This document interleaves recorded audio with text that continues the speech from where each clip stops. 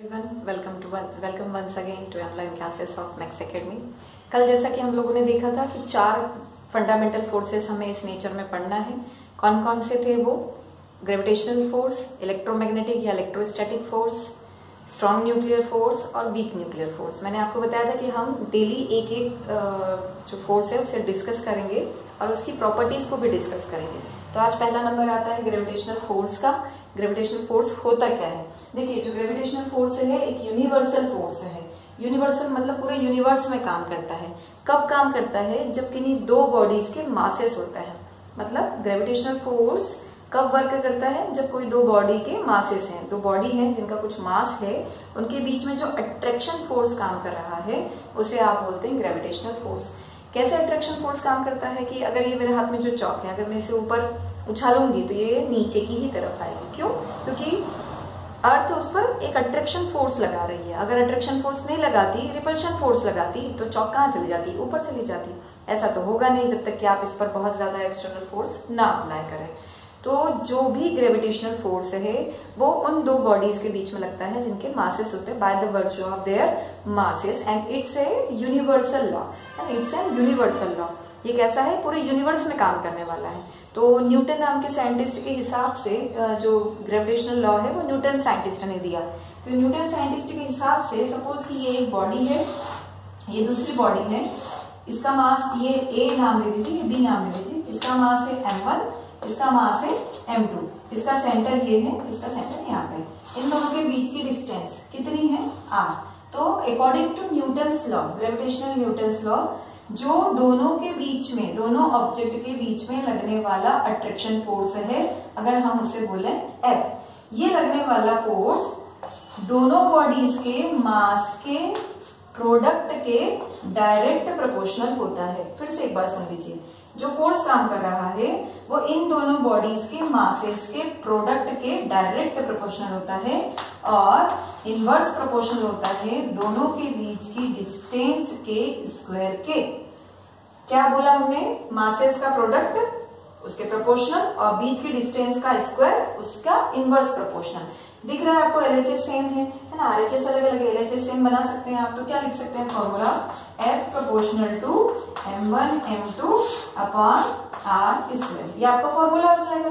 यहाँ से आप क्या करिए? प्रोपोर्शनल का साइन हटाइए। तो हमने बोला प्रोपोर्शनल का साइन हटाया तो हमने दिया प्रोपोर्शनलिटी कांस्टेंट, जिसको हमने बोला कैपिटल G। इसी को ही आप ग्रेविटेशनल कांस्टेंट बोलते हैं। G m1 m2 upon r square. अगर आपसे कोई पूछे कि भाई G की वैल्यू कितनी, तो क्या करना? ये F को r स्क्वायर को इधर ले जाना, m1 m2 को अपॉन में लेके आ जाना। कैसे? थोड़ा सा यहाँ करके बताती हूँ मैं आपको। क्या आ जाएगा आपके पास? G is equal to F dot r square upon m1 into m2। ये क्या कहलाता है? Gravitational constant. और उसके पहले तो ये क्या है? प्रोपोर्शनलिटी कांस्टेंट है। आपको पता है कि जो भी कांस्टेंट होते हैं उनकी एक फिक्स वैल्यू होती है। जैसे पाई की वैल्यू फिक्स है 3.14 या 22/7 या 22/7, जो भी आप बोले। तो जो ये होता है कैपिटल G, इसकी भी एक फिक्स वैल्यू आपके दिमाग में याद करके रख लें, अपनी मेमोरी में फीड कर लें।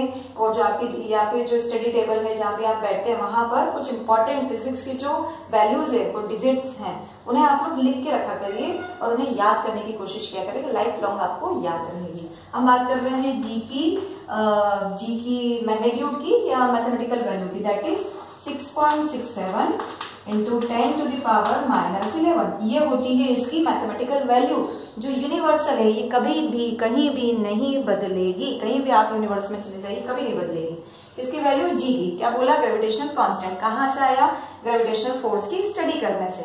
अभी हम उसकी अगर हमको यूनिट निकालनी हो तो यूनिट के लिए मैंने आपको क्या सिखाया? हमेशा बोला है कि फॉर्मूला याद रखें और फॉर्मूले से यूनिट निकालना सीखें। तो देखिए, ये है फोर्स, इसकी यूनिट है न्यूटन। ये है डिस्टेंस, उसकी यूनिट है मीटर, उसका है स्क्वायर, अपॉन ये है मास एक बॉडी का तो kg, ये है मास दूसरी बॉडी का तो फिर से kg। तो क्या यूनिट बन गई आपकी G के लिए?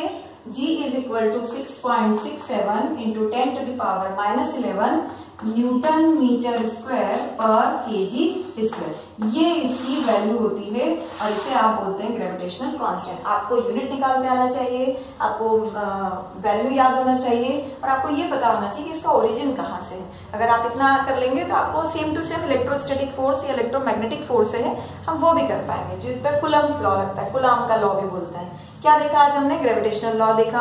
Gravitational law which is related to the gravity. Earth हर ऑब्जेक्ट को अट्रैक्ट करती है, नीचे की तरफ लेके आती है, तो एक फोर्स काम करता है। वो फोर्स कितना होता है?